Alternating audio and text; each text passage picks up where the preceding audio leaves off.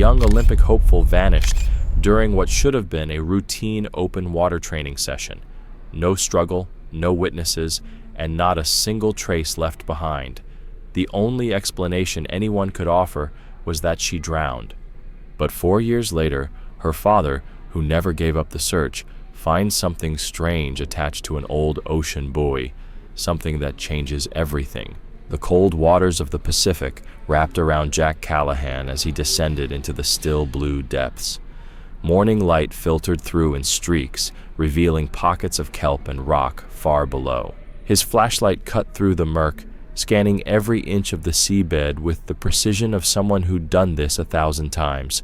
Air bubbled from his tank, the only sound in a world that had swallowed his daughter whole. His hands sifted through silt and fragments of shell, repeating the same desperate motion that had defined the past 4 years. Another dive, another heartbreak, another dive with nothing to show. Above him, his boat, the Sea Warden, floated gently near Pelican's Reach, several miles from the shoreline of Crescent Bay, the coastal town he once called home. But it hadn't felt like home since the day Mia disappeared. She was just 19, a rising talent on the national open water swimming team. Not yet famous, but those who watched her train knew she was destined for it. She'd spent years swimming the same route from Crescent Bay Pier to the Blue Water Buoy and back again, a tough 4-mile loop most wouldn't dare. Jack had always followed her in his boat, watching closely, silently proud. But 6 months before she vanished, Mia started asking to train alone. "I need to push myself, Dad," she had said, firm but kind. "Wait for me on shore. I'll be okay." Against his instincts, he agreed, until that morning. When she didn't come back, he remembered the hours that followed like a nightmare on loop, calling in the beach patrol, begging search crews to sweep the shoreline, scanning the water for her bright swim cap. But they found nothing, no sign of Mia, no floating gear, no trace. As the owner of a diving company, Jack knew these waters better than most. He understood the currents, the hidden dangers, the pockets of reef that even experts avoided. Still, none of that knowledge brought him closer to answers. After weeks of effort, officials leaned toward the most painful conclusion. Mia had drowned. The ocean can be unforgiving, even to elite swimmers. But Jack couldn't accept it. Not fully. He didn't need hope. He needed proof. So he kept diving, every day, searching, grieving, refusing to stop until he could bring her home. On this particular morning, something pulled Jack farther than usual. A quiet instinct, a tug in his gut. He'd long since stopped trusting logic. This was about something else now. A feeling. But after hours underwater, his tank was nearly empty. He reluctantly started to ascend, limbs aching from fatigue. As he reached the surface, he realized how far he drifted. His boat was a distant speck. He turned and began the long swim back. But before he got far, he spotted a buoy, rusted, forgotten, and rarely maintained. Not the blue water buoy Mia used for training, a different one. Thankful for the break, Jack swam to it and grabbed the corroded frame to rest. As he caught his breath, something on the buoy caught his eye. A small device was strapped to the central beam, barely visible above the waterline. Frowning, Jack climbed onto the base platform, hands slipping on the wet metal. He unfastened the device carefully. It was a GoPro, sealed in a weathered waterproof case. The housing looked battered from the elements, but it was the type made for deep dives. A top-tier model, the kind Jack had insisted on when he bought one for Mia. His heart thudded. He flipped it over. That's when he saw it. A faded sticker on the back, a blue dolphin with the initials MC underneath. His chest tightened. His hands shook. This wasn't just any camera. It was Mia's. The same one he'd handed her with a quiet fatherly plea. "Use this when you swim. Record your sessions, just so I can see how you're doing." She had groaned playfully and smiled. "All right, if it makes you feel better." Jack opened the case, breath catching in his throat. The battery was dead, but the camera looked intact. He placed it gently into his dry bag and began swimming back, the weight of it somehow lighter than everything else he'd carried these past 4 years.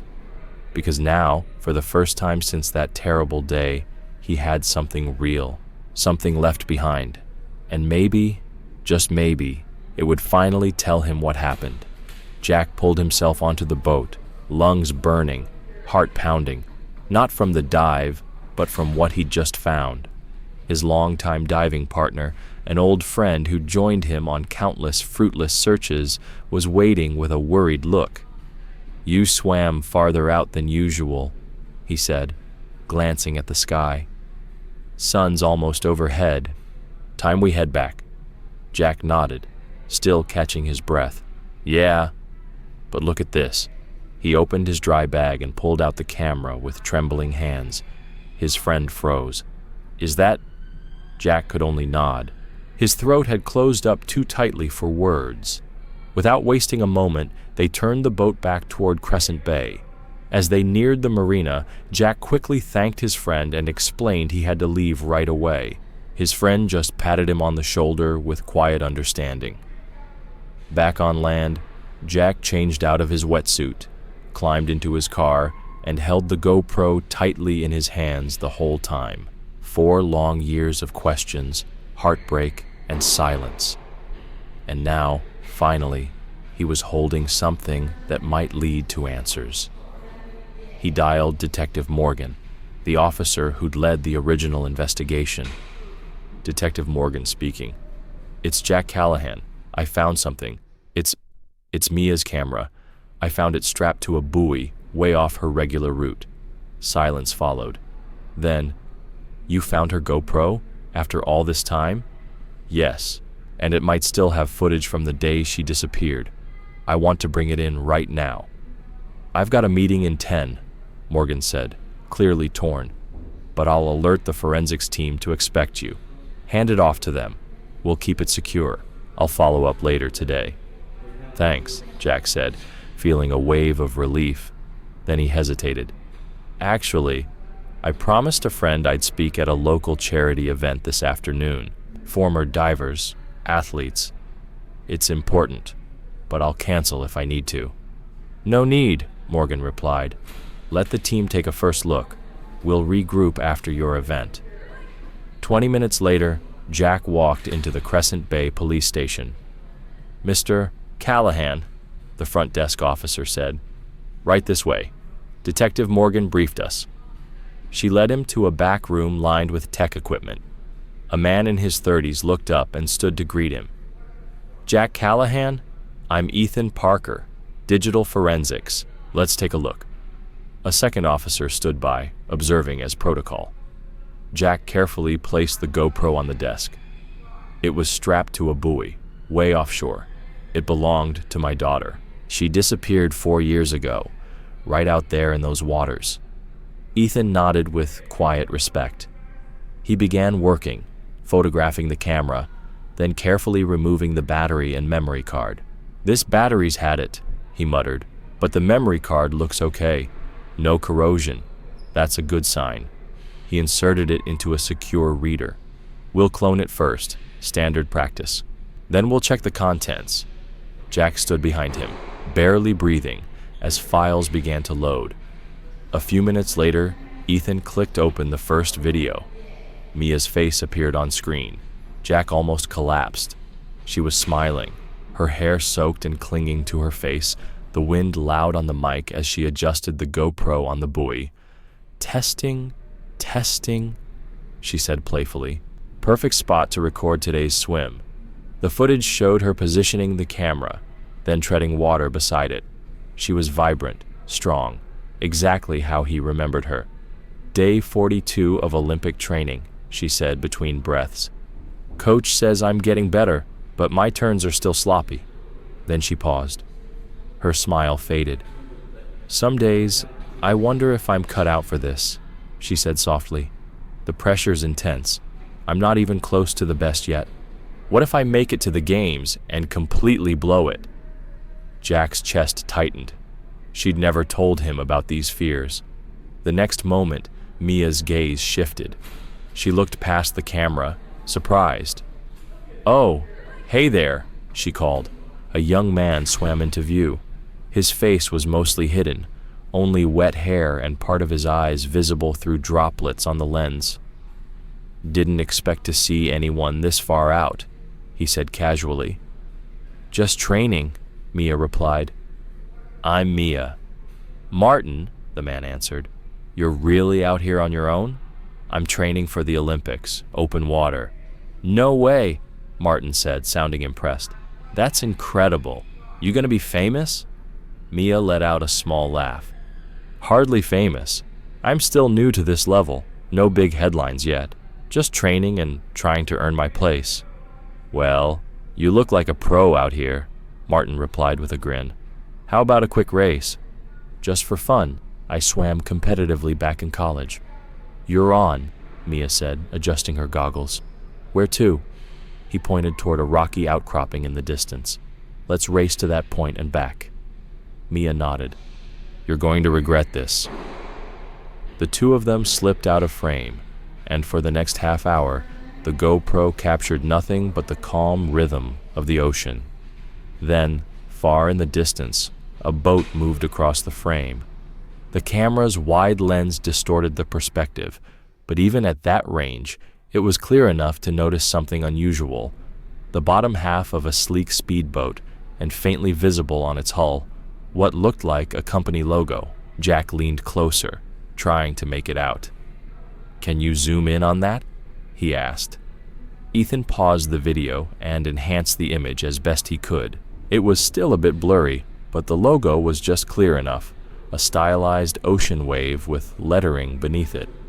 "That looks familiar," Jack murmured, pulling out his phone to snap a picture of the paused frame. They continued watching, but Mia never reappeared in the footage. The camera simply recorded the empty sea for hours until the battery finally gave out. "Can you go back to the part where that man appears?" Jack asked, his voice tight. Ethan rewound the clip, reviewing the brief interaction. He made notes: Martin's estimated age, hair color, and the limited facial details visible through the spray. A few minutes later, Ethan's eyes lit up as he ran a logo match online. "Got it," he said. "It's from Ocean Elite Marine. They're a local company. Offer boats, water gear, sometimes even sponsor open water events." Jack blinked. "I just saw one of their boats at the marina this morning." Ethan nodded. "We'll pass this along to Detective Morgan. Between this Martin guy and the boat, we've got something to dig into.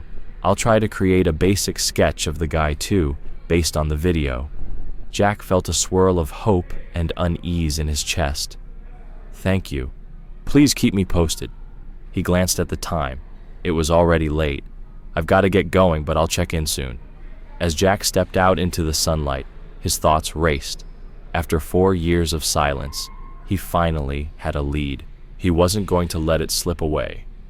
When Jack arrived at the sports club center, the place was buzzing with activity. Olympic-themed banners hung from the walls, and the faint scent of chlorine drifted in from the nearby pool. Volunteers moved through the crowd in matching t-shirts, and a small stage had been set up for the speakers. An event organizer spotted him. "Mr. Callahan, we were starting to get worried. You're up in 15 minutes. "Sorry, had a delay," Jack said, following her backstage. "No worries. We'll just get you touched up a bit." She handed him a towel and smoothed out his collar. It wasn't a formal broadcast, just a heartfelt community event celebrating local athletes and their journeys. Jack tried to focus on the speech he'd written weeks earlier, but his mind kept drifting back to Mia's voice, captured forever on that GoPro, and to the mysterious man who had surfaced out of nowhere. 5 minutes, the organizer called, handing him a water bottle. When it was time, Jack stepped onto the stage to warm applause. The room was filled with old friends, former coaches, and familiar faces from the swimming community. Most of them had followed Mia's story over the years. Her disappearance had left a lasting scar here, even if it never made national news. Jack began his speech about water safety, support for young athletes, and the quiet strength it takes to chase something as difficult and demanding as Olympic dreams. He spoke of Mia, not her loss, but her fire. The room fell silent, listening, remembering. When he stepped off the stage, the applause was louder than he expected. He made his way over to a table where a few of his old swimming teammates were waiting. They clapped him on the back and poured him a glass of water. "Still got it, Jack," said Tom, a fellow Olympic alum. "You always did know how to speak from the heart," added Mike. Jack smiled, then leaned in. "I found something today. Mia's GoPro." They stared at him, stunned. "After 4 years?" Mike asked. "Where?" "Tied to a buoy, way beyond her usual swim route." Jack lowered his voice and showed them the photo on his phone. It had video from the day she vanished. Tom peered at the screen. "That logo's from Ocean Elite Marine. They've been pretty involved lately, sponsoring open water programs and offering equipment to young swimmers." Jack looked at him sharply. "You know much about them?" Tom shrugged. "Not really. They weren't around in our day. Showed up maybe 7 years ago. But they've been generous. Gear, transportation, even funding athletes through qualifiers." Then he pointed across the hall. "They've got a booth here, right over there." Jack turned slowly, eyes locking on the banner hanging at the back of the hall. Ocean Elite Marine. He set down his glass and stood. Jack followed Tom's gaze across the event hall. Sure enough, there it was. A sleek, professional-looking booth with Ocean Elite Marine's logo printed boldly across a backdrop. 2 staff members, dressed in crisp, branded polos, stood behind the table chatting casually. "I'm going to talk to them," Jack said, suddenly standing. His friends exchanged uncertain glances, but didn't stop him. Jack approached with steady steps, forcing himself to stay calm despite the adrenaline surging in his veins. As he reached the booth, the 2 men looked up. One was in his 50s with graying hair and a seasoned expression. The other, younger, looked alert and eager. "Good afternoon," the older man said with a sales-ready smile. "Looking for new equipment?" "Actually," Jack replied evenly, "I'm more interested in your company. I've heard you support Olympic-level athletes." The younger man lit up. "Absolutely, part of our outreach initiative. We help up-and-coming swimmers and open-water athletes by providing access to boats, gear, transportation, whatever they need to stay competitive." "That's admirable," Jack said. Then, after a pause, "Do either of you know someone named Martin? Might be connected to your company?" The 2 exchanged a look. A flicker of something passed between them, just enough to notice. "Martin," the older man repeated carefully. "We might have a few with that name. Do you know his last name?" Jack shook his head, then pulled out his phone. "I don't, but I do have this." He showed them the still image of the boat from the GoPro footage. "This vessel, I'm trying to identify it, and the man who may have used it." The change was instant. The easy smiles disappeared. The younger man's jaw tensed. I'm not sure about that specific boat," he stammered. "We have a lot in our fleet." "You should check with the Marina team," the older man added quickly. "We're just handling marketing here." Jack nodded, thanked them politely, and walked away, but his instincts were burning now. Their shift in tone had been too fast, too defensive. As he turned to head back toward his table, he glanced over his shoulder. The younger staffer was on his phone, pacing nervously near the booth. He ran a hand through his hair, looked over at his colleague, and started helping him pack up the display. They were leaving. Jack didn't stop at his friend's table. He veered straight for the exit. "Mr. Callahan," the event coordinator called, intercepting him. "You're scheduled to give the closing speech in 20 minutes. "I'm sorry," Jack said firmly. "It's a family matter. I have to go." Without waiting for a reply, he pushed through the doors and hurried to the parking lot, just in time to spot the 2 men loading boxes into a van marked with the Ocean Elite Marine logo. He jumped into his car, started the engine, and followed. It was reckless, maybe even dangerous, but something told him these men weren't just sales reps. As the van turned onto the coastal road, Jack kept his distance. The rational part of his brain kept urging caution. Following strangers based on a hunch? Risky at best. But the part of him that was still Mia's father, the part that had never let go, refused to stay behind this time. "Please let this lead somewhere," he whispered, eyes locked on the van ahead. His phone rang. Detective Morgan. Jack answered via Bluetooth. "Mr. Callahan, we've reviewed the video," the detective said without preamble. "We're assembling a team to investigate Ocean Elite Marine. My team reached out to their office earlier." "I'm already on it," Jack replied. "I'm following 2 of their guys right now. They left the charity event after I asked about Martin and showed them the photo." "You're following them?" Morgan's voice sharpened. "Jack, that's risky. Are you sure they're involved?" "I don't know. But the way they reacted, something's off. They claimed they were just here for promo, but they panicked the second I brought up Martin." "Where are they now?" Jack frowned, watching as the van made a sudden turn. "They're not heading toward the marina. They just took the road past the headland, coastal route." "Share your location," Morgan ordered. "And Jack, do not confront them. If anything happens, call me immediately." "Understood," Jack said, eyes still locked on the van. He was about to share his live location, but the van suddenly accelerated. Jack stepped on the gas to keep up, forgetting Morgan's request in the moment. The winding coastal road clung to the cliffs, offering stunning views on one side and sheer drops on the other. The van curved around the bend at speed, then turned abruptly onto a narrow, unmarked dirt road. Jack slowed. He didn't want to be seen following. He waited until the van disappeared around a bend before easing his car forward. Whatever lay down that road, Jack was sure of one thing. They were hiding something, and he was done waiting for answers. The dirt road wound down toward a stretch of crumbling coastline, ending at what looked like a forgotten marina, weathered docks, rusted beams, and peeling paint on buildings that hadn't seen proper use in years. This wasn't a polished Ocean Elite facility. Jack parked his car behind a patch of coastal pines, far from the entrance. With no other vehicles nearby, pulling in any closer would be a dead giveaway. He cut the engine. "This place wasn't meant to be found," he muttered under his breath.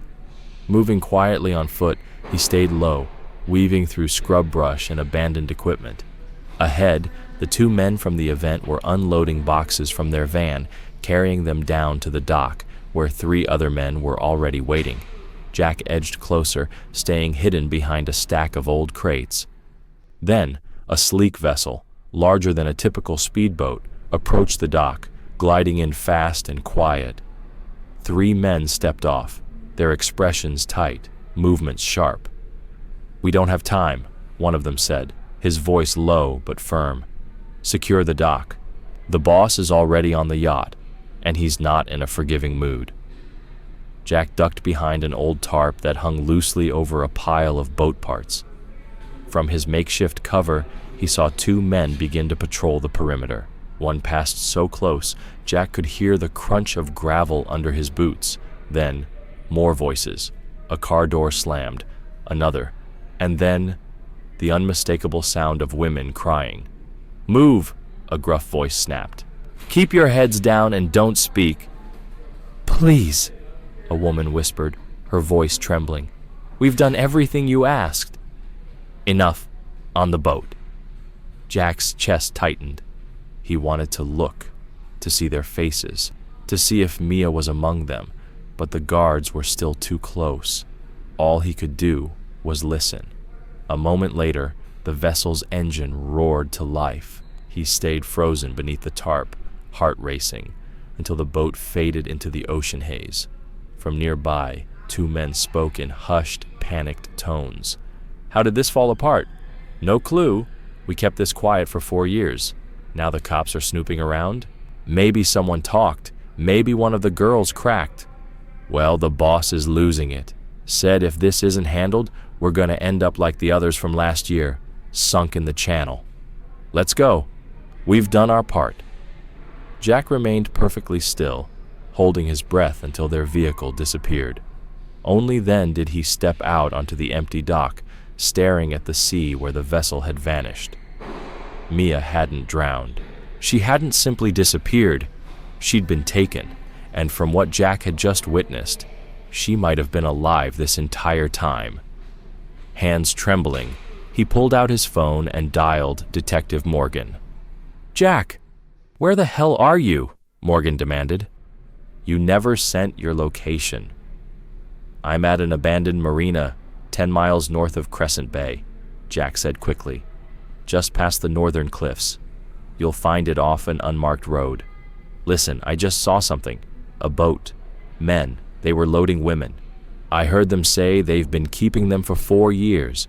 Morgan, I think Mia's one of them." There was silence on the line. Then Morgan's voice returned, tight and urgent. "Stay put. I'm dispatching units right now." "No," Jack interrupted. "They're already gone. There's nothing left here. We need to follow that boat. I'm heading back to the main marina. Meet me there with boats, whatever you've got. I know these waters. I can help track them." Morgan hesitated only a second. "Understood. We'll coordinate with the harbor patrol. Meet us at the emergency dock. We've got 20 minutes. "Make it 10, Jack said, ending the call. He sprinted back to his car. His thoughts were spinning, but one thing was clear. After 4 long years of silence, this nightmare finally had a path forward, and hope wasn't gone. If Mia was still out there, he would find her. Nothing else mattered. Jack's tires screeched as he pulled into the Crescent Bay Marina. Red and blue lights flashed. Officers were already gathered near the emergency dock. 2 police boats floated ready, along with a larger Coast Guard vessel being fueled for launch. "Jack!" Morgan waved him over. Breathless, Jack joined them.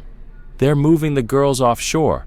I heard them say the boss is on a yacht, waiting." Morgan nodded grimly. "We've got aerial surveillance inbound, and our marine units are ready. Harbor Patrol's been monitoring a vessel that fits the description. It left the coastline just 20 minutes ago." A uniformed officer stepped forward, holding a tablet. "We've got a possible match. Fast, mid-sized crossover boat headed southeast. Could be transferring to a larger vessel further out. We've marked its last known trajectory."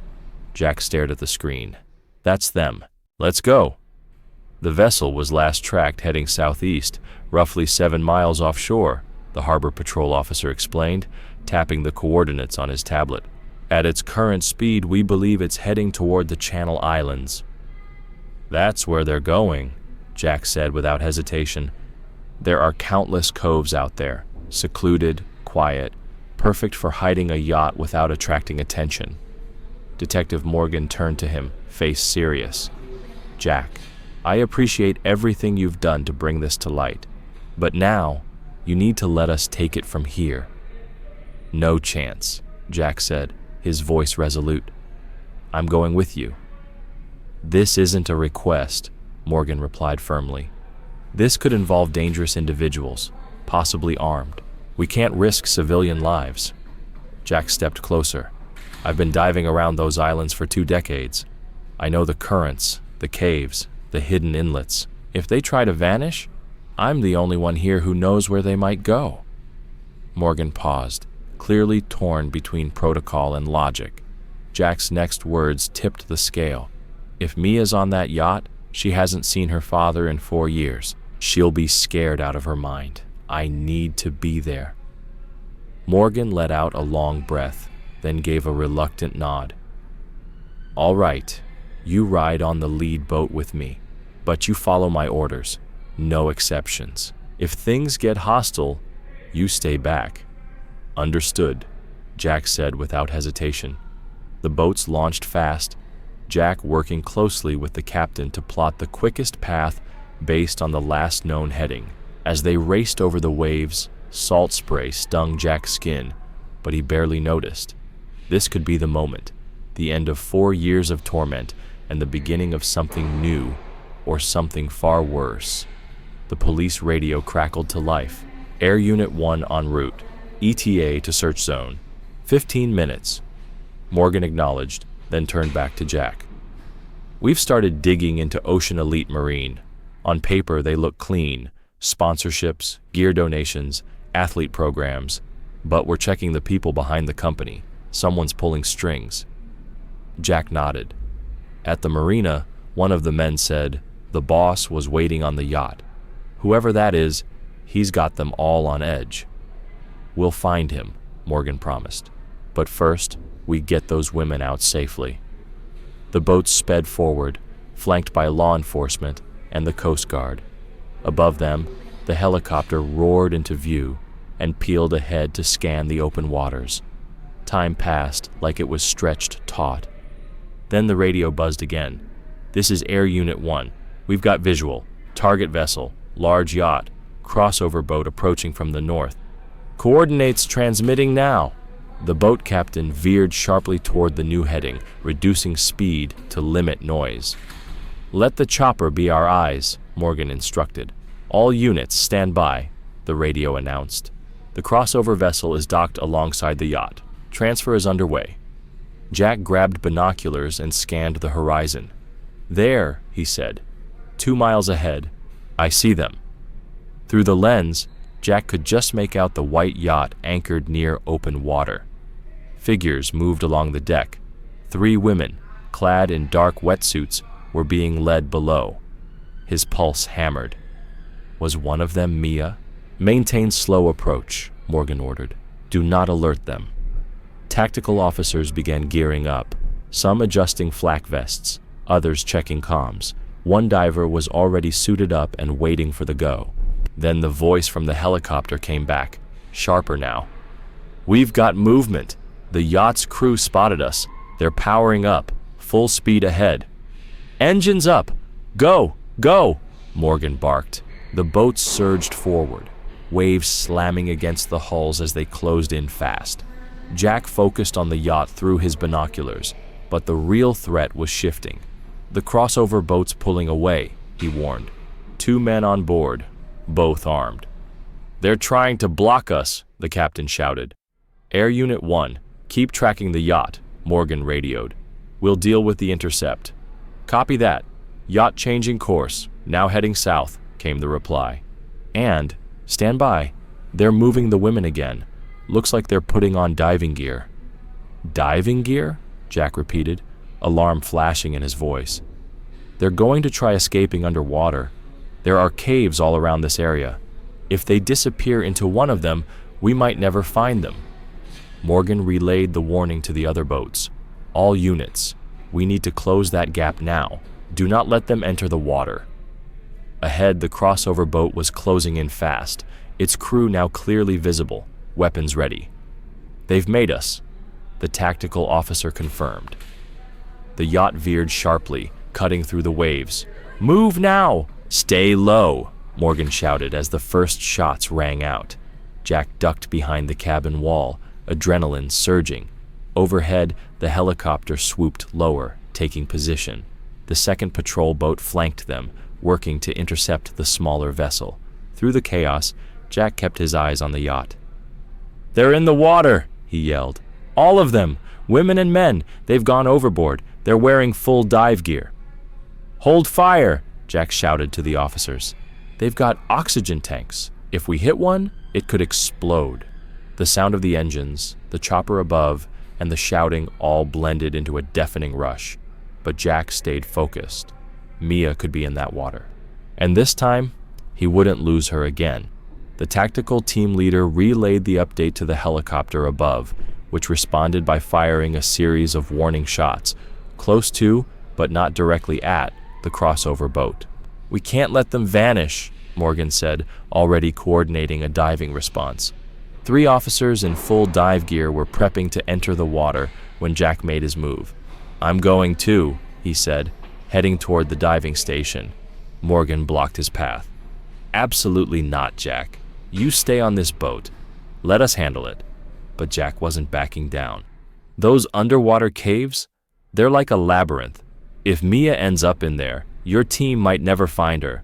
I've been diving these waters longer than some of your officers have been alive. Before Morgan could answer, Another burst of gunfire erupted from the crossover boat.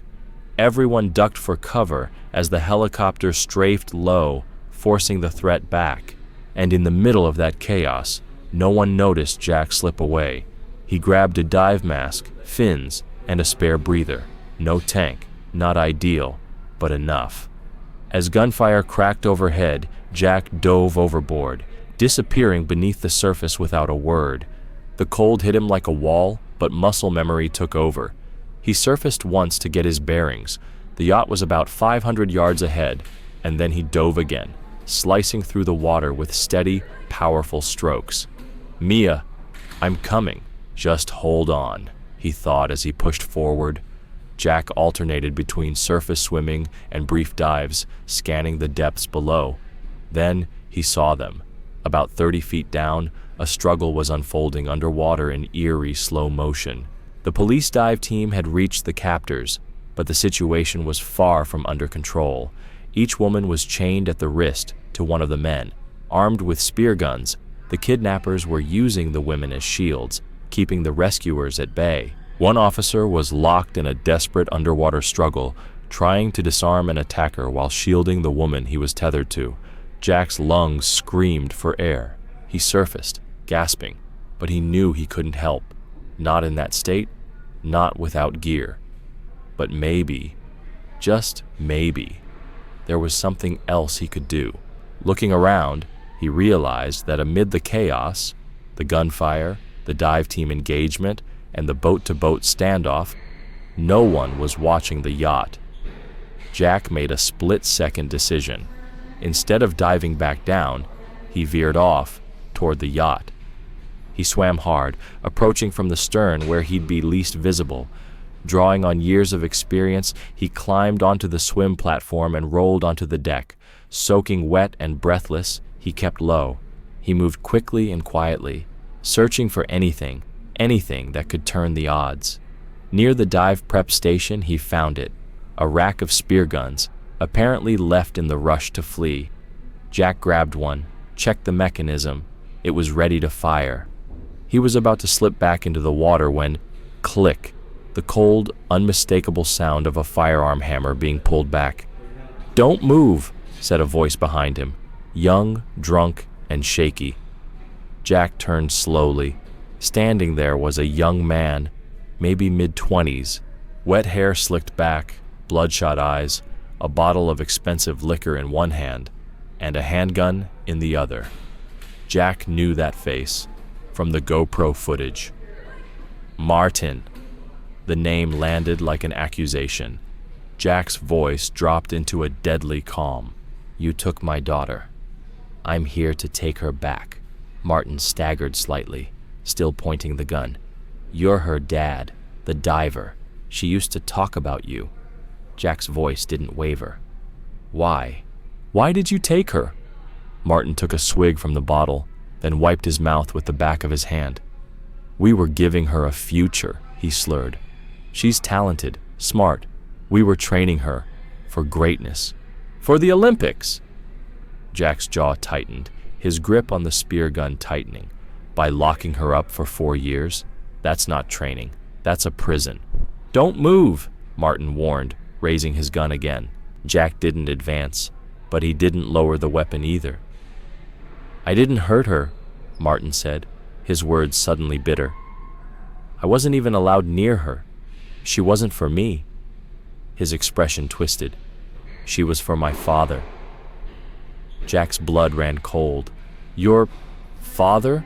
he asked, voice barely above a whisper.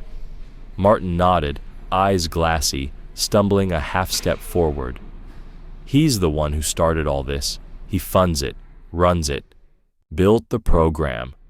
He leaned in slightly, voice dropping to a conspiratorial whisper. "He has a thing for athletic girls, said they could be molded. Mia was his star prospect." Jack raised the spear gun slightly. "Stay where you are, Martin. Don't take another step." But Martin didn't seem to hear him anymore. Drunk, rambling, too far gone, and still moving forward. Gun raised, hand unsteady, eyes vacant, and Jack, out of options, Martin! A sharp voice tore through the tension like a blade. An older man emerged onto the deck, dressed in a crisp white shirt that seemed absurdly clean given the chaos around him. His movements were precise, his presence commanding, and he held a handgun aimed directly at Jack. The family resemblance was immediate, the same piercing eyes, the same jawline, but where Martin looked unsteady, this man was iron-willed and cold. "I'll do it myself," the man growled. "My pathetic son can't even finish the job." His eyes flicked to Martin. "Admit it. You talked. That's why the police are here. You told them about us." Martin flinched. "I didn't. I swear, I didn't say anything about her dad." His voice, suddenly childlike, cracked with panic. "Liar," the older man spat. "You always wanted one of the girls, always too weak to follow orders. I should have cut you out years ago." While the argument spiraled, Jack shifted his grip on the spear gun. Slowly. "I didn't say anything," Martin repeated, his face flushing with a mix of emotion and alcohol. "Doesn't matter anymore," the older man said coldly, turning his full attention back to Jack. "You're her father, right? The one who's been sniffing around all these years? Well, your story ends here. I've built too much to let one man destroy it." He raised his weapon, aimed at Jack's head. 2 gunshots cracked the air almost at once. Martin pulled the trigger first. His bullet struck his father in the head, dead center. At the same moment, Jack fired the spear gun, but out of water, it fired unpredictably. The bolt veered off course, slamming into Martin's shoulder instead. The old man collapsed in an instant. Gone. Martin stood frozen. His hand still gripped the gun. His other hand clutched his shoulder, blood seeping through his shirt. He didn't move, didn't even blink. He stared at the body on the deck as if his mind couldn't process what he'd just done. After a moment, he lifted the liquor bottle with shaking fingers and took a long, burning drink. "I hate you, Grant," he muttered. It was hard to tell if he meant the man lying dead or the name itself. Jack's thoughts blurred, but then pain lanced through his thigh. He looked down. Blood soaked through his pant leg. Grant had fired after all. One final shot before collapsing. With a surge of instinct, Jack staggered toward the edge of the yacht. His vision spun, his legs screamed in protest, but he dove back into the sea. The cold water shocked his system, numbing the pain for a moment. Blood trailed behind him as he swam with everything he had left, pushing toward the front of the yacht where he'd last seen her, Mia. Beneath the surface, the struggle continued. The dive team was still locked in a tense fight with the captors. Spear guns glinted. Streams of bubbles and motion made it hard to follow. But then he saw her, Mia, still bound to one of the kidnappers, struggling, her body writhing in resistance. Jack pushed himself forward. The kidnapper spotted him, raised his weapon, but didn't see the officer closing in from behind. At the last second, the diver yanked the attacker's arm just as the spear gun fired. The bolt zipped past Jack's face, inches. Jack reached them, weak, bleeding, but not stopping. He grabbed the man's dive regulator and ripped it free. The sudden loss of air sent the attacker into a panic. In that moment of distraction, the diver moved in. He cut through the restraints. The handcuffs dropped. Mia was free. Jack's body gave in. The edges of his vision darkened. His limbs slowed. But before he slipped under, he saw her, Mia, reaching for him through the water, her eyes wide with shock. "Dad?" Then, darkness. The rhythmic beeping of a medical gear pulled Jack back. The lights were too bright. The rocking beneath him felt unfamiliar but steady. He blinked. A Coast Guard vessel. A medic leaned over him, applying pressure to his wounded leg. "He's awake!" someone called out. "Don't move, Mr. Callahan," the medic said quickly. "You've lost a lot of blood." Jack struggled to speak. "Mia, I'm here." Her voice, soft, real. Mia appeared beside him, still in her diving suit, wrapped in a blanket. Her face was thinner, her eyes darker, but she was alive. She was here. "Mia," he whispered, reaching for her. "You're safe." She gripped his hand, tears streaming. "You found me. After all this time, you found me." He tried to speak again, but the pain stopped him cold. The medic gently pulled her back. "He needs urgent care. The bullet's still in." Another medic approached, addressing Mia and the two young women nearby. "We need to check you all for injuries. You've been through a major ordeal." One of the women, blonde and visibly shaken, looked up. "Are they gone? The men who held us?" A nearby officer answered with calm clarity. "They've been stopped. 2 suspects from the small boat were taken down during the fight. The yacht's captain and 3 more, including the son, are in custody." The women all let out quiet breaths. Relief, release. The third woman, dark-haired and hollow-eyed, began to cry quietly, and in that moment, the storm was finally over.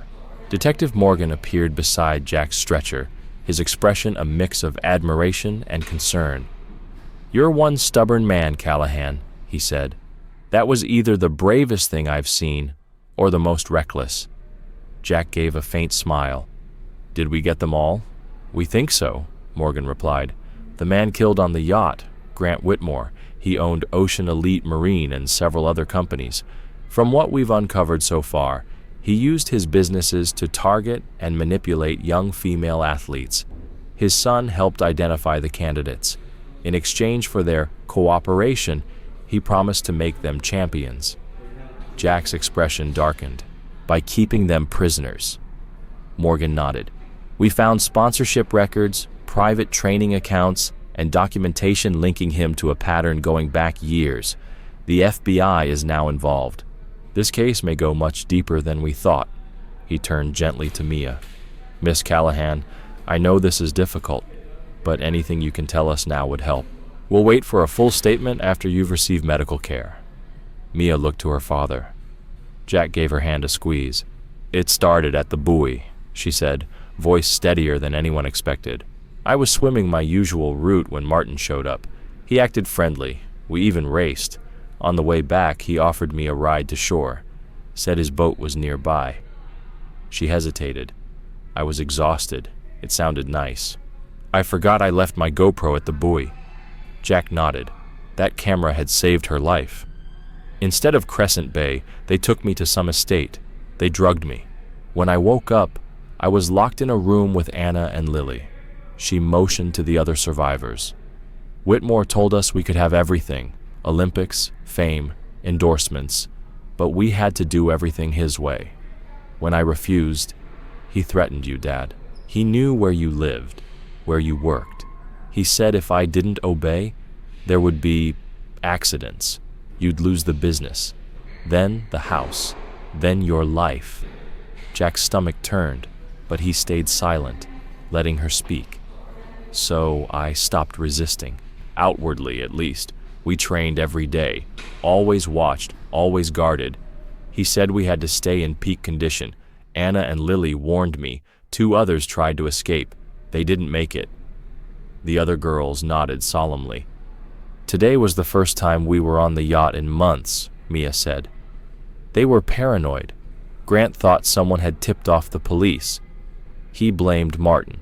There'd always been tension between them." Morgan listened carefully. "You're safe now, all of you. We'll take care of the rest. Right now, just focus on healing." As the Coast Guard ship neared the harbor, flashing red and blue lights waited on shore. Ambulances lined the dock, medical teams ready. "The paramedics will take you straight to the hospital," Morgan said to Jack. "I'll need your official statement once you're cleared." Jack nodded weakly. "Martin told me everything. Before it ended." Morgan's tone hardened. "He's in custody. Between your testimony and the evidence we found, they won't see daylight again." As the boat docked, medics rushed aboard. Jack was lifted onto a gurney, the pain in his leg now impossible to ignore. Mia followed closely, clinging to his hand until they were about to be separated. "I should have been braver," she whispered. "I should have escaped sooner." Jack looked at her, voice breaking. "You survived, Mia. That's what matters. And you left the camera? Thank God you did." Tears filled her eyes as she nodded. "I love you, Dad. I love you too, sweetheart. I never stopped looking, not for a single day." The medics gently guided Mia back. Jack was loaded into the ambulance, the doors swinging shut. A paramedic gave her a reassuring nod. "We'll take good care of your father. You'll be reunited soon." Through the back windows, Jack caught one final glimpse of his daughter, wrapped in a blanket, surrounded by police and medical personnel. Her shoulders still strong, her eyes still defiant. He let the moment settle in his mind as the ambulance sped toward the hospital. That morning, he was giving a routine speech, still drifting through life, still searching. By nightfall, he had found what he thought was gone forever. His daughter. There would be a long road ahead, recovery, trials, memories that would never fade. But now, there was something else too. Hope. As pain medication pulled him toward unconsciousness, Jack's final thoughts were quiet, grateful. For the camera. For the fight. For the second chance he and Mia had been given. And whatever the future held, they would face it together.